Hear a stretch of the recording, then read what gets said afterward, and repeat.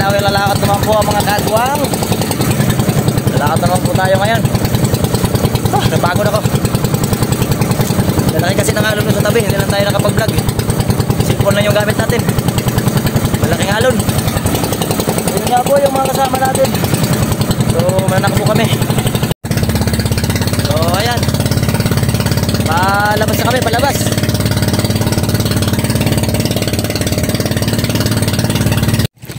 So ayan mga kadawi, dito na kami sa laot, tapon na. So ewan ko lang kung makablog tayo mamaya dahil grabe ang ulanin, no. Cellphone na yung gamit natin, baka dumating yung ulanin. Ayan. Si Osloy, si Marjem, sama natin. Sana maka-ano tayo mamayang gabi. Sana maka-vlog tayo mamayang gabi. Kaya napas muna yung ano natin, hindi tayo maka-vlog ng maayos. Lagi man lang maghabagat, magkilat-kilat. Lagi may kilat-kilat pag mag-ulan. Mambun-ambun na naman nga. Yung kagwang na dampog nandito naman sa baybayon. Iba yung na doon sa laot. Kaya tabang-ambon na lang mamaya. Sana maka-vlog tayo mamaya. Ayan mga kadawi. Daway natin naman. Hindi lang tayo makapag-vlog paghila. Kaya hawak-hawak natin yung cellphone. So ayan mga kadawi. Panangkad na tayo kanina. So ayan yung huli natin. Ayan natin naman ulit tayo. Hirap. So ayan yung gawin natin mga kadawi. Daway ulit. Tanggal yan na naman yung kulog-kulog.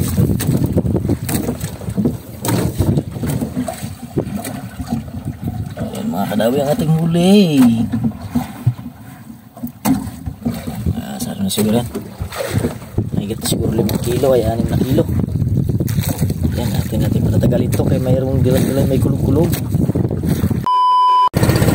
So ayan mga kadawi, pauwi pala tayo kay Sabi ang kabagat at malakas ang sor.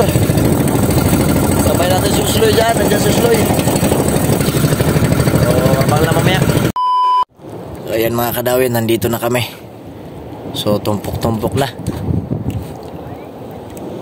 Ayan si Usloy. Usloy, si Kabayang. Si Kabayang kasama rin natin. Si GR. So yun mga bagong dating. Ay grabe. Kaunti lang yung huli natin. Lakas kasi ng hangin. Malakas kasi ng hangin. Tali tayo dyan sa may buya, oh. Dito mo tayo magpahinga. Okay. So ayan mga kadawi, at tayo nagtrapal na. So ayan, oh. Kinabitan natin ng trapal yung ating bangka. Kinubo-kubo style para hindi tayo maano ng ulan. So ganito kami pag minsan nasa laot kami magtulugan. Ganito yung ginagawa ko para pag mag-ulan man malakas, wala na yung ulap, pabayaan na. Delikado ako may ipo-ipo. Tapos nakatago lang ng ganito sa ilalim. Anuhan na lang.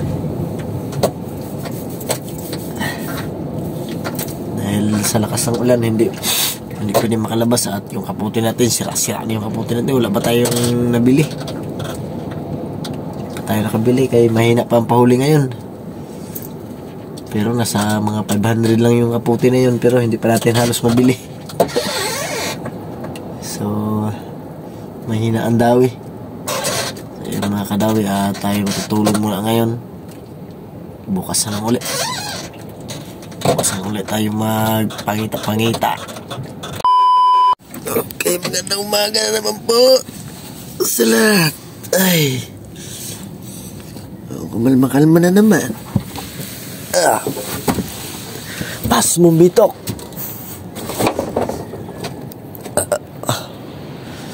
So ayan. Ayan na naman po sila. Tulog pa yung mga kasama natin, no?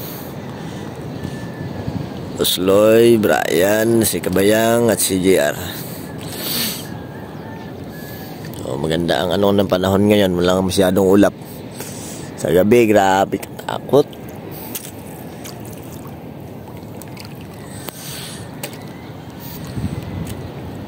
Okay, tulog pa sila. Ito yung huli natin, no? Unti-unti pa lang.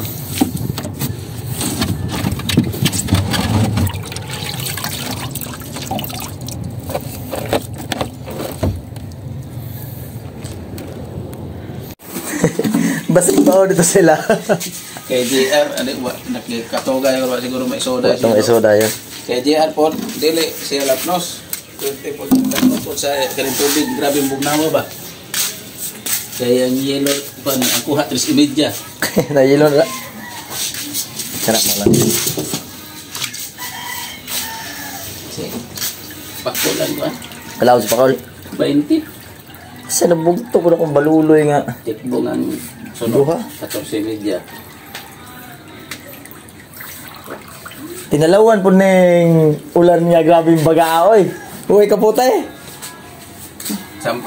Uy, kapute. Kabilang kilo kayo mo alay. Jaka Jesse medya ka, 11. Kay JR. Ikaw pa, alay. Kaluoy naman na JR. Gaya nung nga tayo ba naman mo? Tres medya. Gani, naka 10 kilo ko. Di, lamig din yung diretsyo nga sa laod. Oh. Sayo pa, pagkasaw Di pa nga ito, paano? 10 kilo man gid ang nahuli. Punta na kay Papa ni mo. 100 ang kilo. Punta na si Gigi.